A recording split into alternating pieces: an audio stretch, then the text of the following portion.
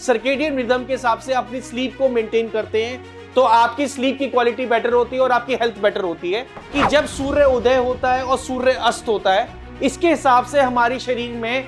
उपद्रव होते हैं। ऐसे पेशेंट्स में डेथ होने की, अर्ली मॉर्निंग डेथ होने के चांसेस रहते हैं। और अगर आपकी हेल्थ बेटर नहीं है तो आगे चल के आपको बड़ी बड़ी बीमारियों की तरफ जाएगी।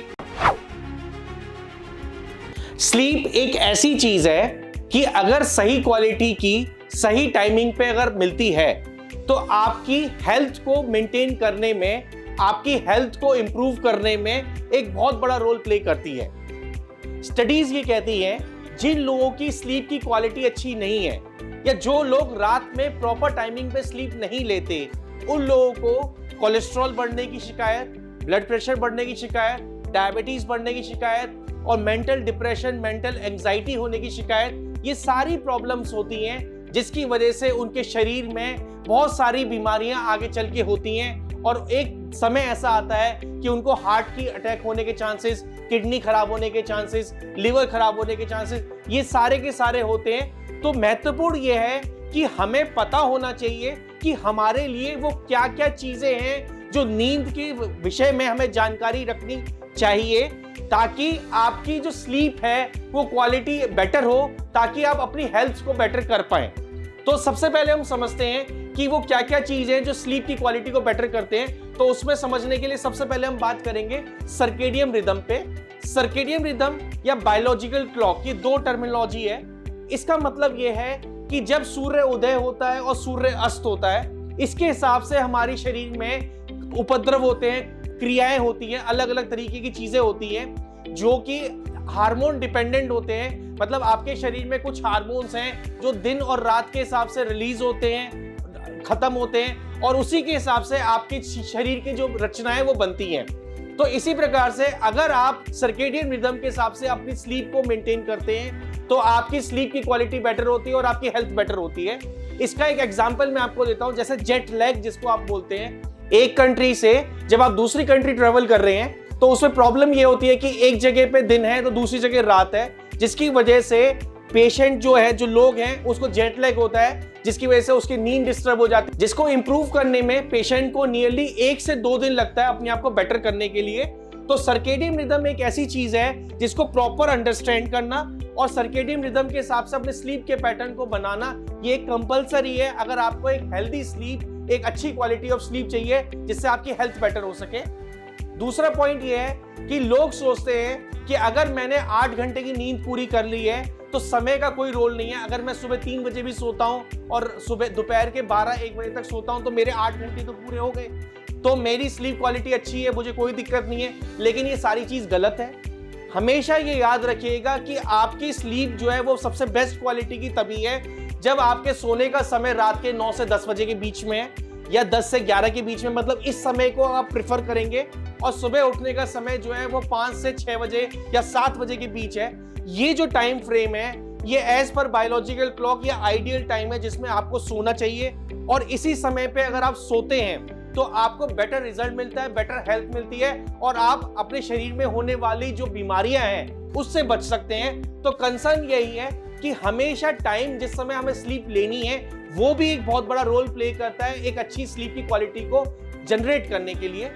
इसके अलावा एक स्टडी कहती है कि लोग जो खर्राटे लेते हैं, रात को स्नोर करते हैं या स्नोरिंग के बीच में उनकी ऑक्सीजन डिप कर जाती है, जिसको स्लीप एपनिया बोलते हैं, ऐसे पेशेंट्स में डेथ होने की, अर्ली मॉर्निंग डेथ होने के चांसेस रहते हैं क्योंकि ऑक्सीजन इतनी कम हो जाती है जिसकी वजह से हार्ट को ऑक्सीजन ना मिलने की वजह से पेशेंट की डेथ हो जाती है। ये इस प्रकार की केसेस हमने आमतौर पे देखे हैं कि सुबह सुबह ऐसे बहुत सारे केसेस हैं कि जिसमें पेशेंट को अर्ली मॉर्निंग डेथ होती है, पेशेंट को आप मिलते हैं, पेशेंट को डेथ हो चुकी होती है। तो स्लीप एपनिया एक बहुत बड़ा रोल प्ले करती है पेशेंट की कार्डियक हेल्थ को मेंटेन करने में, और ऐसी पेशेंट्स को डायग्नोज करने के लिए स्लीप स्टडी होती है और एक प्रॉपर नेटवर्क होता है डॉक्टर्स के थ्रू, ताकि आप अपने आप को डायग्नोज कर पाए कि कहीं आपको स्लीप एपनिया नहीं है। क्योंकि आयुर्वेद के प्रिंसिपल के हिसाब से अगर आप खर्राटे लेते हैं, अगर आप स्नोर बहुत ज्यादा करते हैं, तो ये मान के चलिए आप बीमारी की तरफ जा रहे हैं और आपको सावधानी रखनी है कि आपके खर्राटों को आप मिनिमाइज कर पाएं और अपनी हेल्थ को बेटर कर पाएंगे। जितना स्नोर करते जाएंगे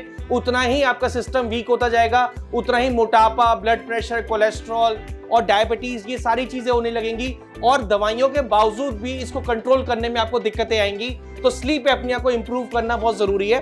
अब मेन कंसर्न ये है कि वो क्या क्या चीजें हैं, वो क्या क्या पॉइंट्स हैं जो कि आपको ध्यान रखने हैं कि जिससे आप अपनी स्लीप की क्वालिटी को बेटर कर सकते हैं। तो उसमें सबसे पहली चीज ये है कि आप अपना डिनर जल्दी लें, मतलब अर्ली डिनर लें और लाइट डिनर लें, ताकि जब आप सोने का समय जा रहे हैं तो एटलीस्ट 3 से 4 घंटे का गैप होना चाहिए आपके डिनर लेने के बीच में और आपके सोने के बीच में। अगर ये गैप नहीं है तो आपको पेट फूलेगा, पेट हैवी रहेगा, तो आपको स्नोर होने के चांसेस, आपके स्लीप डिस्टर्बेंस होने के चांसेस रहते हैं। तो एक सबसे महत्वपूर्ण यही है कि जितना आप अर्ली डिनर करेंगे, हल्का डिनर करेंगे, मतलब मान के चलिए आप 6 और 7 और 8 PM तक अगर मैक्सिमम आप अपना डिनर कर सकते हैं तो आपकी हेल्थ को बेटर करने में आपको मदद मिलेगी।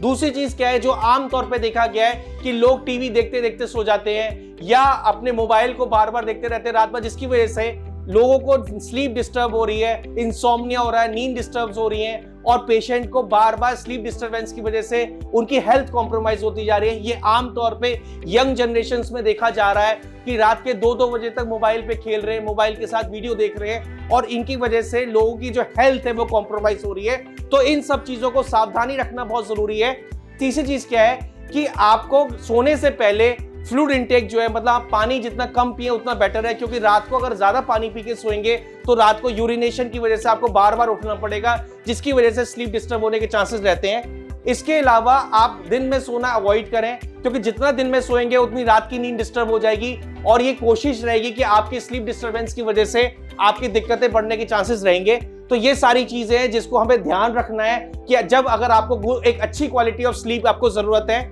इसके अलावा जो लोग आमतौर पर लेट नाइट खाना खाते हैं, देर से खाना खाते हैं और फिर खाना खा के तुरंत सो जाते हैं, ये वो लोग हैं जो अपनी खुद की कब्र खोद रहे हैं। रीजन यही है कि ये वो जनरेशन है जो कि खाना हैवी खा खा के अपने पेट के सिस्टम को खराब कर रही है, अपने डाइजेशन को खराब कर रही है, अपने मेटाबॉलिज्म को खराब कर रही है और अल्टीमेटली स्लीप की क्वालिटी को खराब कर रही है, जिसकी वजह से पेशेंट की जो हेल्थ है वो खराब हो रही है। तो मेरा कट शॉट यही है कि आप लोग, चाहे यंग जनरेशन है, चाहे ओल्ड जनरेशन है, चाहे मिडिल एज है, कोई भी है, आप लोगों को क्लियर कट ये चीज समझना बहुत जरूरी है कि स्लीप को हल्के में मत लीजिए। स्लीप एक ऐसी चीज नहीं है कि भाई सो गए बस हो गया, ऐसा नहीं है। स्लीप के समय पे आपको प्रॉपर एक sound quality of sleep, sound quality की टाइमिंग के साथ प्रॉपर ड्यूरेशन की स्लीप अगर नहीं है तो आप अपनी हेल्थ को बेटर नहीं कर सकते। और अगर आपकी हेल्थ बेटर नहीं है तो आगे चल के आपको बड़ी बड़ी बीमारियों की तरफ जाएगी।